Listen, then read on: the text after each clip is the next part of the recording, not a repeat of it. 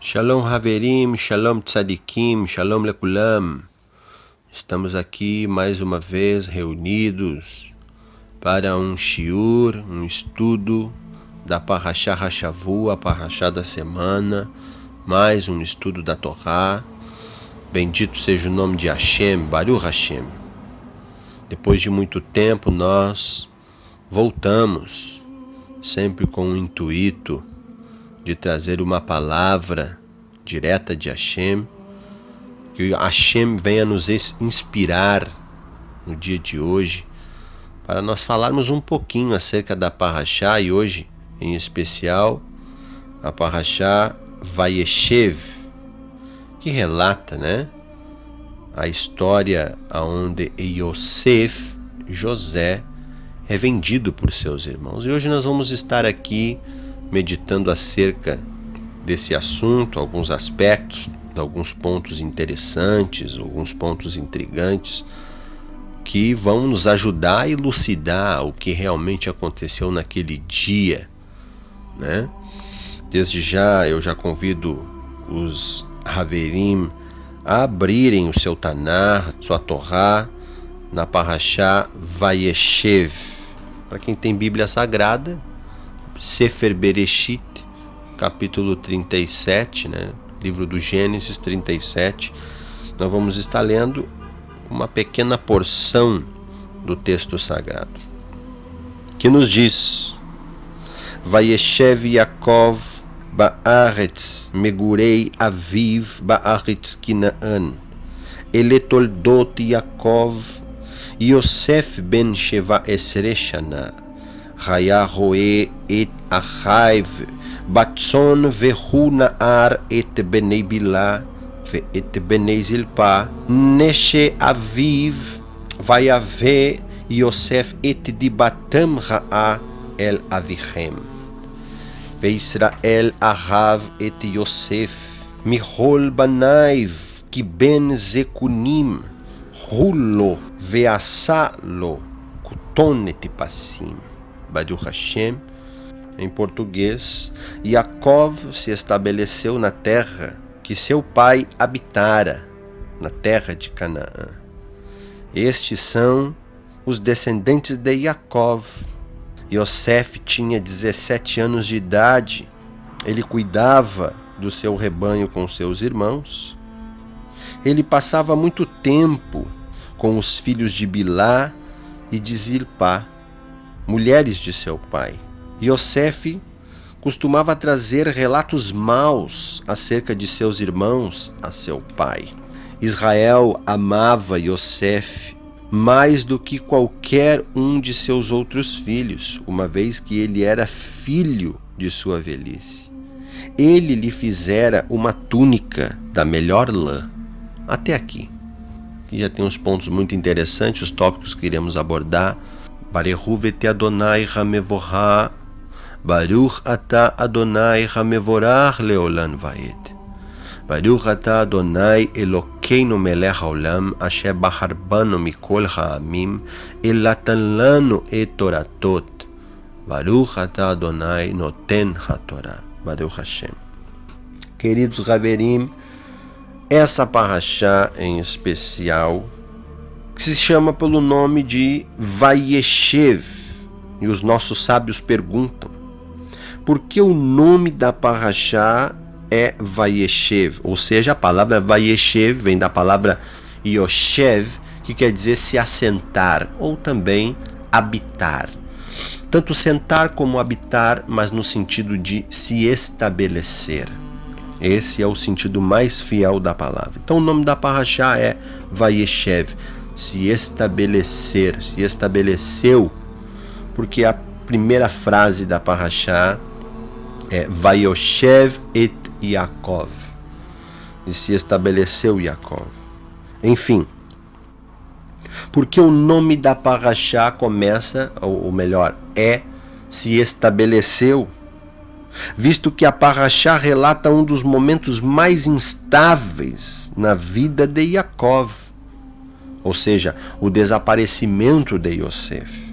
Ora, na verdade, Yaakov havia pedido paz, shalom e tranquilidade ao Eterno, coisa que de fato Hashem promete aos tzadikim no Olam Rabá, no mundo vindouro, quando Mashiach vier estabelecer o reino de Hashem entre nós.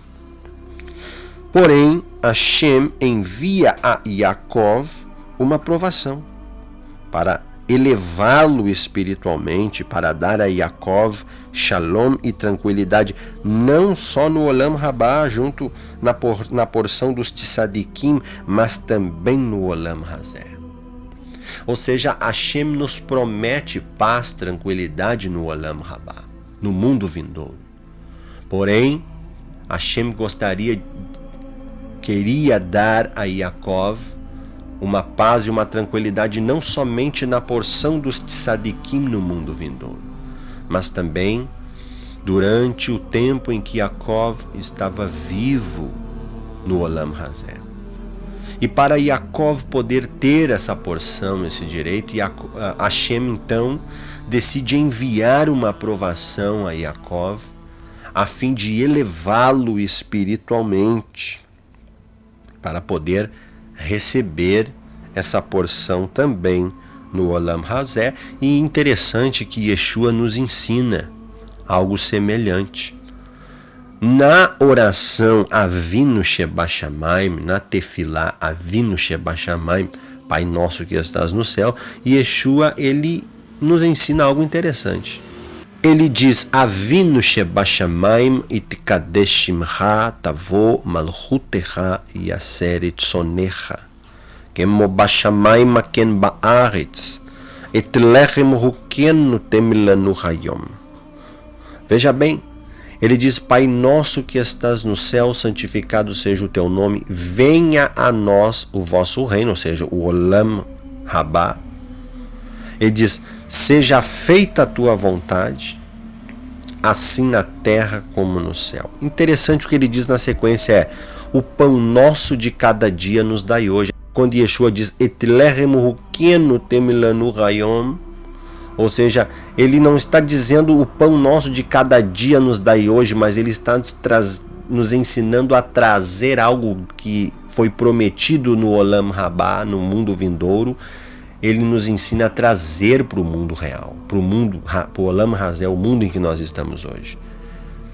Et lechem hukenu tem lanu hayom, ou seja, o pão nosso de amanhã dai-nos hoje. Esse é o verdadeiro sentido da frase da oração de Avinu Sheba Shamayim.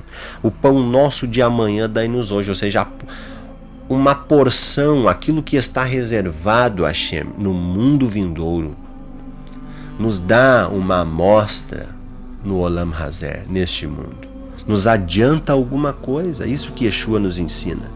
E veja que interessante, porque Hashem, ele promete dar tranquilidade, paz, vida eterna aos tzadikim no Olam Rabá, mas ele também anseia em dar paz, tranquilidade a Yaakov no Olam Hazé, ou seja, um adiantamento.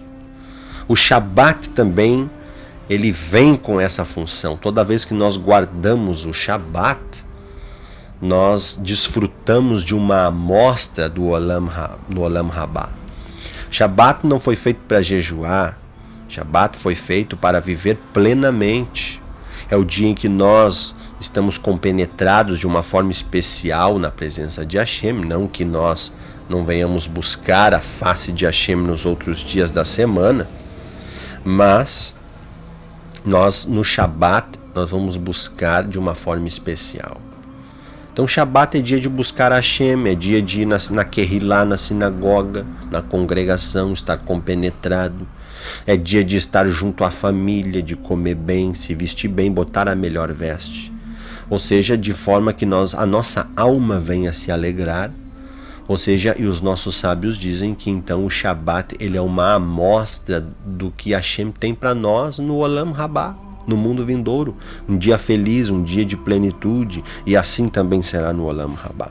Ou seja, Hashem já nos dá adiantamentos, maneiras de nós podermos viver de uma forma adiantada essa plenitude. Claro que, obviamente, no Olam Rabá será muito maior, infinitamente melhor.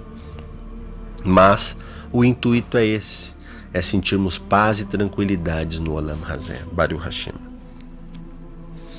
Essa parashá, queridos Haverim, ela nos conta então o episódio em que Yosef foi vendido pelos seus irmãos. E conta, né, que os motivos pelo qual os seus irmãos nutriram esse sentimento, primeiramente de até mesmo matá-lo, matar Yosef. Aí então nos 47 do segundo tempo alguém decide vendê-lo. Mas vamos analisar hoje, aqui nesse shiur, o que de fato motivou os irmãos de Yosef a querer matá-lo. Porque nós sabemos, esse sentimento de matar alguém, isso também ele não nasce por qualquer motivo. Ou seja, houve motivos muito sérios, o qual realmente os irmãos de Yosef pensaram: nós vamos ter que matar esse rapaz. E nós vamos ver aqui, conforme o decorrer desse shiur. O primeiro motivo dos irmãos de Yosef quererem matá-lo, veja bem, dos irmãos aspirarem essa rejeição a Yosef, o primeiro motivo foi o fato dos sonhos de Yosef.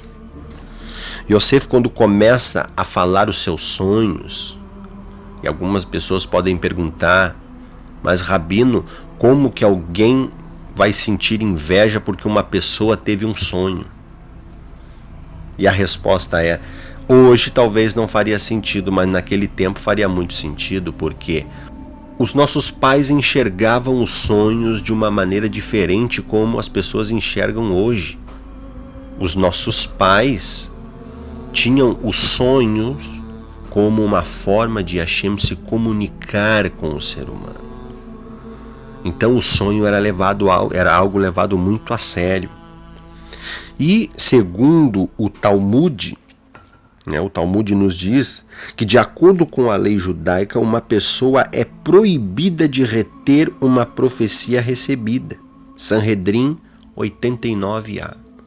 Ou seja, os nossos patriarcas tinham o sonho como uma mensagem divina, como algo profético, como uma comunicação entre Hashem e os mortais. Então, partindo desse princípio, Yosef se viu na obrigação de contar os seus sonhos a seus parentes. Mas a pergunta é: como que os parentes vão interpretar esse sonho? Então Yosef conta o primeiro sonho. Ele diz: nós estávamos no campo colhendo, amarrando os molhos de feixes de trigo, e de repente o meu feixe ficou ereto, ficou de pé, e o de vocês rodeavam o meu e se prostravam perante o meu. Isso, aos olhos dos seus irmãos, soou como: Yosef quer governar sobre nós. Mas Yosef, como foi instruído sempre na ciência, até mesmo de interpretar sonhos, ele achava que os irmãos iriam interpretar diferente, porque todos os sonhos que foram passados aos nossos patriarcas sempre foram interpretados de maneira literal. Yosef esperava o mesmo de seus irmãos, que os seus irmãos fossem interpretar de maneira literal. Por exemplo, Yosef achava que os irmãos deles iam pensar o quê? Como se tratava de feixes de trigo, os irmãos de repente iriam pensar que por um dado momento iriam depender de Yosef, né? Porque Yosef teria sucesso na sua colheita mais do que os seus irmãos. De repente foi isso que os nossos sábios dizem que Yosef pensou. Então Yosef teve um segundo sonho, mas dessa vez Yosef não queria contar somente aos seus irmãos. Ele gostaria de contar na presença do pai, para que não houvesse fofoca e até mesmo o pai poder dar também a verdadeira revelação. Yaakov, homem experiente de Deus. Então Yosef conta o segundo sonho. Ele diz: a lua e o sol e 11 estrelas se prostravam a mim. E Yosef esperava que Yaakov fosse interpretar diferente de seus irmãos. Esperava que Jacob, seu pai, pudesse interpretar de uma forma literal, como é a verdadeira interpretação que Yosef esperava, mas para a tristeza de Yosef, Jacob também ficou zangado com Yosef acerca desse sonho. Ou seja, e o sonho, então Yosef ficou conhecido entre seus irmãos e a sua família, ficou tido como o homem que gostaria de se sobressair sobre os seus irmãos, de governar os seus irmãos, e isso de uma certa forma já deixou seus irmãos injuriados com ele. Esse foi o primeiro motivo já da contenda entre Yosef e seus irmãos. O segundo motivo, as escrituras nos dizem: Veishrael ahav et Yosef michol banaiv. E Israel amava a Yosef mais do que os seus irmãos. Veja bem. Então o segundo motivo também era pelo fato de Israel, Yaakov, amar a Yosef mais do que os seus irmãos. Os nossos sábios dizem então que pelo fato de Yaakov amar a Yosef mais do que os seus irmãos, isso trouxe a Yosef alguns privilégios. Os sábios dizem que pelo fato de Yaakov amar Yosef, Yaakov teria ensinado Yosef tudo o que aprendeu na Yeshivá de Shem e de Ever. Para você entender, os nossos sábios dizem que quando Yaakov sai da casa de seu pai, trazendo a bênção no lugar de seu irmão Esaú, ele não imediatamente chegou na casa de seu tio Labão. Os nossos sábios dizem que Yaakov demorou 14 anos para chegar na casa de Labão, seu tio. Veja bem, os nossos sábios dizem o que então Yaakov ficou fazendo nesses 14 anos. Eles dizem que Yaakov foi aprender a Torá aos pés de Shem, que é um dos filhos de Noé, Sem, e Ever, conhecido como Eber, o termo que vem o nome hebreu, né? Enfim, os nossos sábios dizem que Yaakov foi aprender a Torá, aprendeu tudo sobre Torá, fez uma yeshivá rabínica, se tornou um grande mestre na Torá. E esses 14 anos ele se formou um mestre. E segundo os nossos sábios, o fato de Yaakov amar Yosef mais do que os seus outros irmãos fez com que Yaakov ensinasse Yosef tudo que ele aprendeu na yeshivá, ou seja, Yosef era um rabino, um grande mestre, um jovem muito sábio com apenas 17 anos.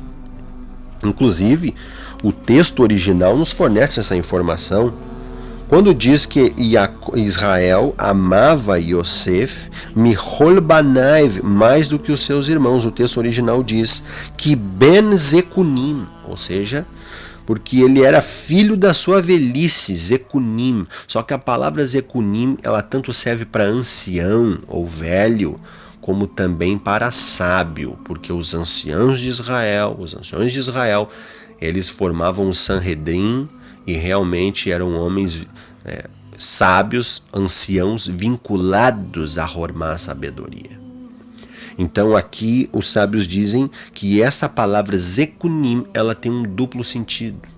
Ela tanto pode significar que Yaakov amava Yosef pelo fato de ele ser filho da sua velhice, mas também pode significar, não é errado traduzir, que Yaakov amava Yosef mais do que os seus outros irmãos, os seus outros filhos, porque Yosef era um filho sábio, Zekunim, que ben hazekunim, ou seja, porque ele era um filho sábio, veja bem.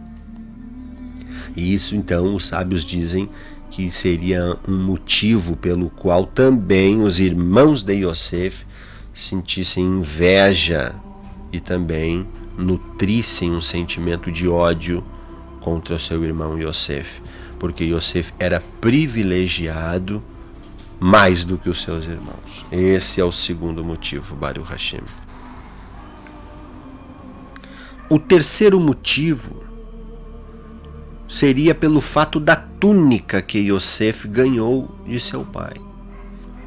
As escrituras nos dizem que Yosef ganha um ketonet passim, ou seja, uma túnica colorida. Ou seja, qual o motivo dos irmãos de Yosef invejá-lo e nutrirem mais ódio contra a sua pessoa por causa de uma túnica colorida? Isso eu falo em outras parashot. Quando eu falo acerca de Avraham Avinu, eu explico que na cultura do mundo antigo, principalmente na Mesopotâmia, a túnica colorida simbolizava um ato de desonra.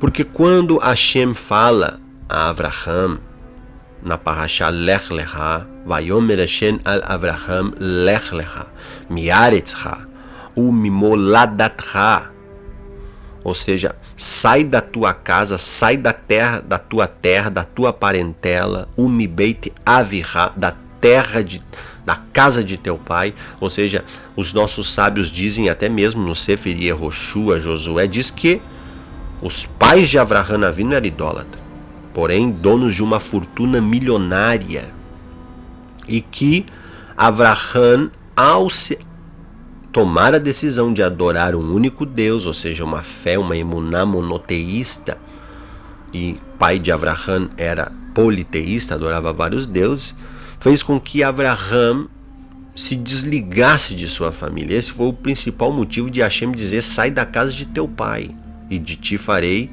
uma grande nação, Vegoi Gadol, uma grande nação. Ou seja, Avraham então chega ao seu pai, segundo o Talmud, e diz: eu quero desvincular, eu quero desfazer essa conexão, eu quero seguir meu caminho servindo a Deus. E segundo a tradição, o pai de Avraham diz: você sabe que se para você poder fazer isso, você vai ter que usar a túnica colorida, você vai ter que usar, aceitar, aderir durante determinado tempo uma identidade vergonhosa. Ou seja, a pessoa naqueles tempos, nas regiões da Mesopotâmia, ele deveria, principalmente na terra de Ur dos Caldeus, aonde Avraham foi chamado por Hashem, ele deveria usar uma túnica colorida durante um determinado tempo e andar na rua com o intuito de as pessoas o enxergarem com aquela túnica. Porque uma vez as pessoas enxergando ele com aquela túnica, as pessoas saberiam que Avraham está deserdando a sua família milionária por livre e espontânea vontade. Então, segundo a tradição, Avraham usou aquela túnica durante muito tempo.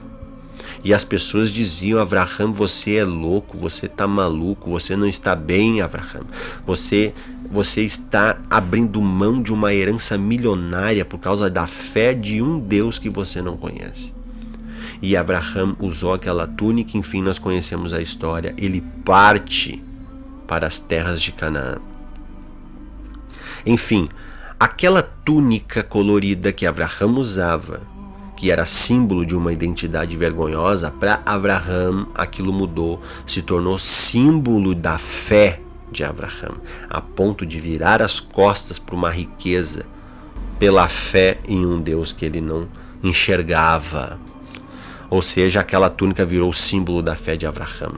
E a tradição diz que quando Avraham morre, essa túnica é passada a Yitzhak, e que Yitzhak passa essa túnica para Yaakov, e Yaakov, por sua vez, foge da casa de seu pai carregando aquela túnica. Não levou nada de dinheiro. Saiu com uma mão na frente e outra atrás, apenas carregando a túnica colorida. Obviamente, aquela túnica ela se desfez com o tempo, pois já era muito velha. Então, quando as escrituras nos dizem na parashá que Yaakov faz uma túnica colorida e dá para Yosef, ou seja, é como se Yaakov estivesse dizendo que Yosef seria o homem pelo qual ele passaria a parnassá, a bênção de Avraham. Ele daria continuidade no ministério de Avraham.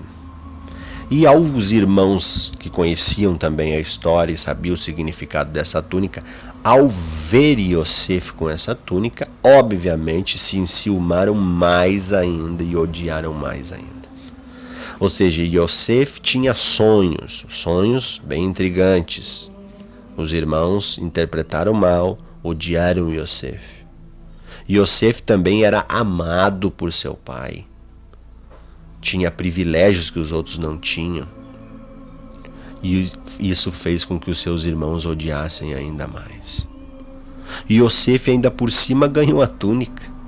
E os irmãos olham Yosef com a túnica e ficam ainda mais injuriados, com raiva de Yosef. E além desses três motivos, que são somando, né, já é um grande motivo para que os irmãos de Yosef quisessem matá-lo, odiá-lo, né? Há ainda um quarto motivo que as escrituras falam, mas aparece num ponto cego das escrituras. Por exemplo, no verso 2 da Parashá, quando nós lemos o texto sagrado, conforme eu li aqui, no verso 2 as escrituras diz: Yosef et dibatam ha'a el avichem.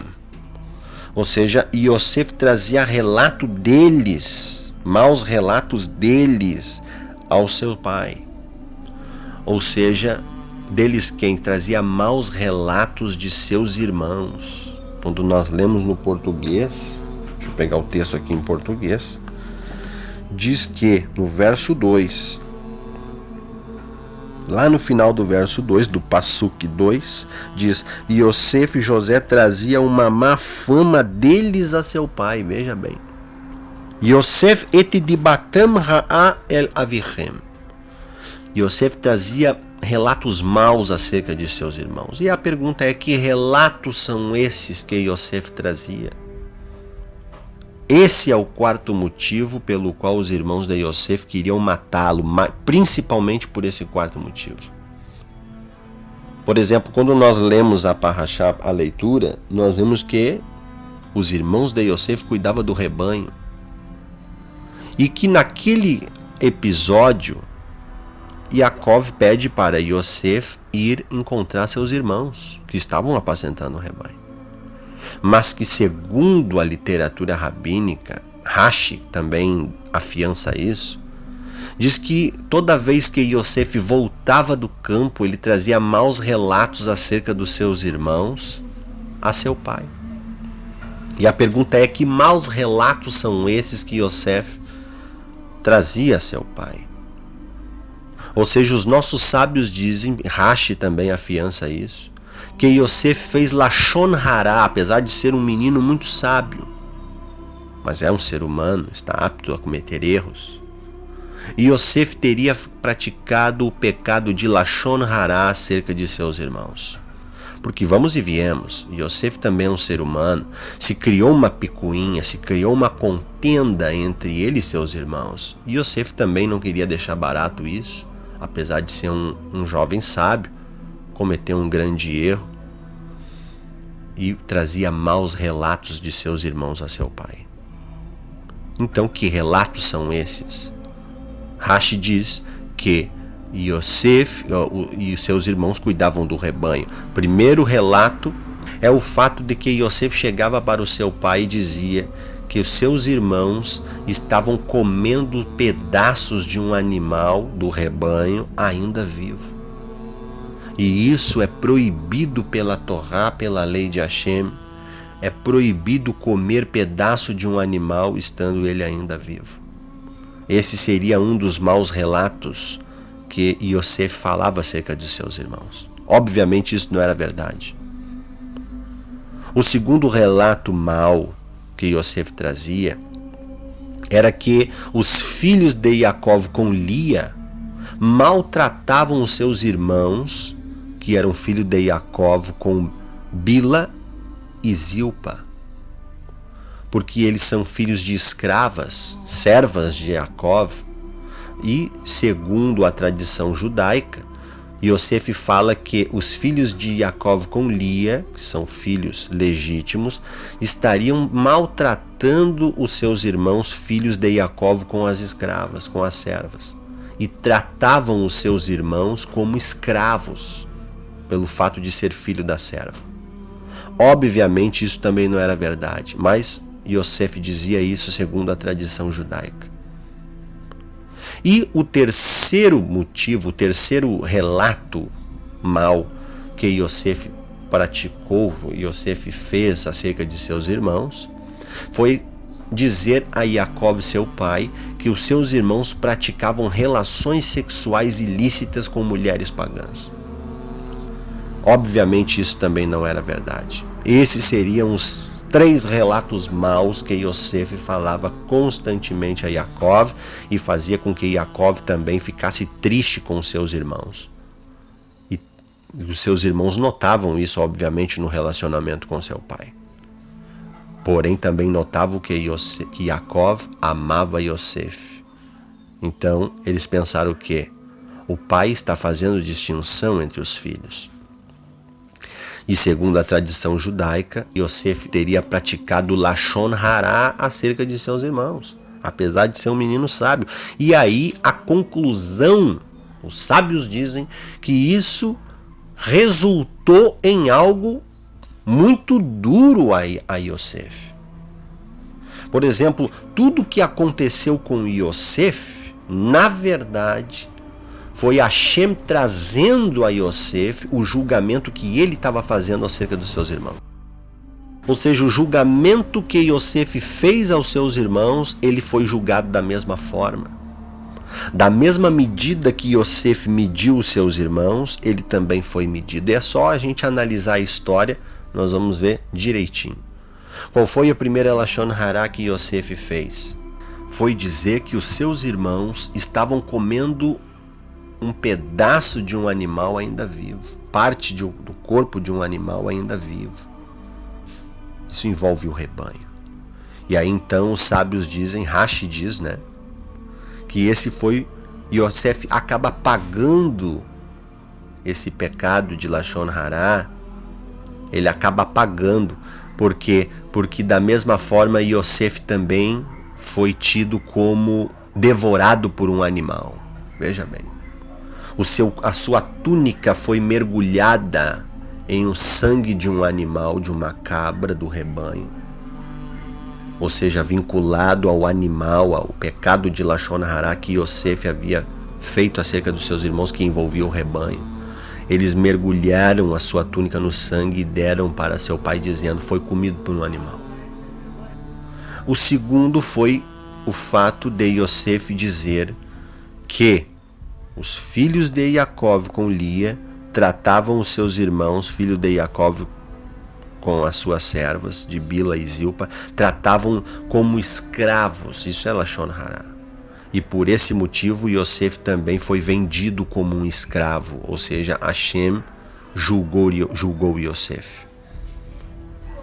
O terceiro motivo foi o fato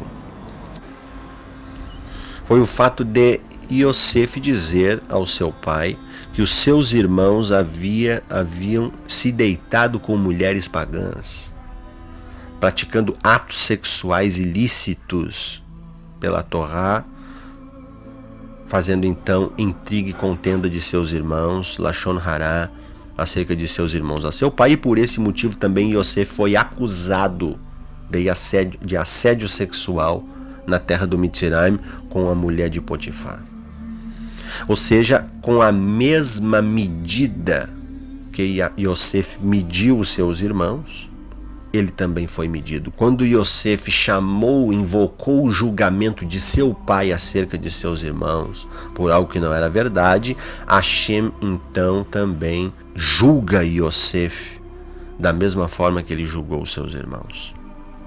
Ou seja, Yosef teve que passar por aquilo, ele teve que pagar por aquilo, por aquele pecado de Lashon Hará que ele cometeu. E o pecado de Lashon Hará é gravíssimo. Os nossos sábios dizem que foi o primeiro pecado da humanidade. Ou seja, Adão e Havá não caíram porque comeram do fruto. Pelo contrário, a queda começou no momento que Eva deu ouvido à língua da Nahash, da serpente. Tudo começou com uma Lashon Hara. Tudo começou pelo pecado da língua, a língua influenciada pelo mal da serpente, que contaminou o coração de Havá e fez com que ela desobedecesse a Deus. O comer do fruto foi a consequência de dar ouvido a Lashon Hara, e é por isso que na Parashá Kedoshim, em Levítico 19, Hashem disse: sede santos porque eu sou santo. E aí o Eterno vai dizer o caminho da santidade, e ali na frente ele vai dizer assim: não tenham entre vós o mexeriqueiro, aquele que faz fofoca, e nem aquele que dá ouvido à fofoca. Ou seja, porque a Lashon Hara é um pecado gravíssimo, foi o pecado que derrubou Adão e Havá, seres perfeitos. Que, diga-se de passagem, também Miriam, irmã de Moshe Rabbeinu, praticou Lashon Hara contra Moshe, e as escrituras dizem que uma tsarat, a lepra, veio sobre Miriam. Ou seja, Miriam e o seu irmão Aharon, praticaram Lashon Hara contra Moshe. E, segundo a tradição judaica, Aharon só não ficou leproso como Miriam, porque quando a lepra veio, a maldição veio sobre Aharon, bateu no éfode da autoridade que Aharon carregava, que era o Gadol HaKohen, o sumo sacerdote, bateu no éfode, no éfode da autoridade e veio sobre Miriam, então contaminando Miriam. Ou seja, a tsarat, a lepra, ela é uma doença extremamente ligada ao pecado de Lashon Hara. E Yosef teria praticado o pecado de Lashon Hara contra os seus irmãos. E por causa disso, da mesma forma que ele mediu, ele também foi medido. E em Romanos 2, Rav Shaul fala algo sobre isso. Por que te condenas quando julga o teu próximo? Ou seja, isso é um conceito básico do judaísmo, que quando nós invocamos o julgamento de Deus sobre a vida do nosso próximo, obviamente esse julgamento também vai vir sobre nós. É como se Hashem estivesse dizendo: quer que eu julgue ele? Então deixa eu começar por ti, deixa eu ver como é que tu tá. Já que tu tá invocando o meu julgamento sobre alguém, deixa eu ver como é que tá a tua vida. E aí então Hashem também libera o seu julgamento sobre a pessoa que invocou o julgamento de Deus sobre a vida do seu próximo. Isso é judaísmo puro. Então, nós não devemos invocar o juízo de Deus sobre a vida de uma pessoa, mas nós devemos invocar a misericórdia de Hashem sobre a vida de uma pessoa. E conforme está escrito na literatura rabínica e também na Brit Hadashah, lá em Yaakov diz: a misericórdia triunfa sobre o juízo. Yeshua disse: sede misericordiosos. Aquele que é misericordioso alcançará misericórdia. Então, Yeshua nos diz a orar pelos nossos inimigos. Se alguém nos ferir, oferece o outro lado, mas nunca invocar o juízo de Deus sobre a vida de alguém. E no caso ali, os irmãos de Yosef tinham defeitos. Obviamente, todo mundo tem defeito. Mas Yosef teria praticado o pecado de Lashon Hara contra os seus irmãos. Isso é afiançado por Rashi, ao comentar a Parashá Vayeshev. A literatura rabínica fala sobre isso. Isso não é coisa da minha mente, né? Não vai ficar só nas minhas palavras. Isso Rashi fala, ao comentar esse fato na Parashá Vayeshev. Então, da mesma forma que nós medirmos os nossos irmãos, nós também seremos medidos. Yeshua disse: não julgueis para não ser julgados. Da mesma forma que vocês julgar, vocês vão ser julgados. Da mesma forma que vocês medirem, vocês vão ser medidos. Esse é o shiur de hoje, queridos Haverim. Um pouco mais resumido, mas abordando alguns pontos interessantes que nós venhamos aprender com a vida de Yosef, que apesar de ser um jovem de 17 anos, tão sábio,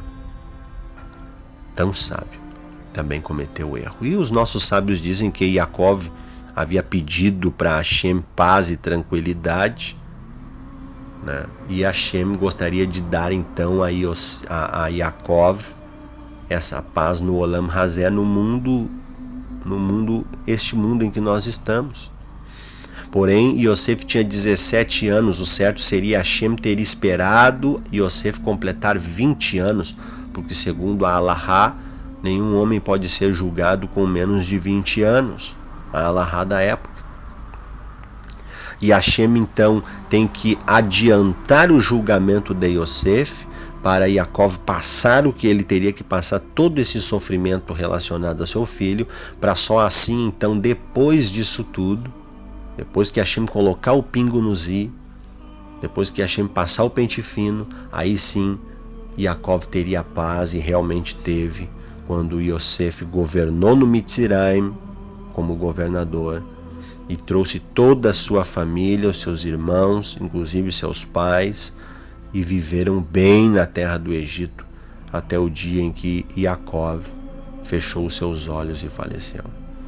Ou seja, Hashem teve que adiantar esse julgamento para poder também adiantar para Yaakov essa paz e essa tranquilidade que ele tanto almejava no Olam Rabá, mas que Hashem gostaria de dar também nos seus últimos dias no Olam Hazé. E que nós venhamos a aprender com a vida de Yosef, porque no Sefer Mishlei diz que o sábio aprende com o erro dos outros. E que nós venhamos a aprender com os erros de Yosef, a não medir o nosso próximo, a não julgar o nosso próximo, a não cometer pecado de Lashon Hará contra o nosso próximo. Porque da mesma forma que nós julgar, nós vamos ser julgados. Da mesma forma que nós medir, nós vamos ser medidos. Que nós não venhamos invocar o julgamento de Hashem sobre a vida das pessoas, para que esse julgamento também não sobrecaia sobre nós. Mas que nós venhamos invocar a misericórdia de Hashem, suas Rahamim, para que nós também venhamos achar misericórdia diante de Hashem, diante do seu trono de graça. Baruch Hashem, queridos irmãos, espero poder ter elucidado alguns pontos. Avisei, havia pontos intrigantes. Espero poder ter contribuído para a sua elevação espiritual. E deixo aqui o meu forte abraço. Não deixe de se inscrever no canal, deixe seu like se você gostou. Compartilhe com seus amigos. Que a bênção de Hashem esteja sobre todos vocês. Até o próximo Shabbat. Em nome de Yeshua, Bezrat Hashem. Baruch Hashem. Shalom lekulam.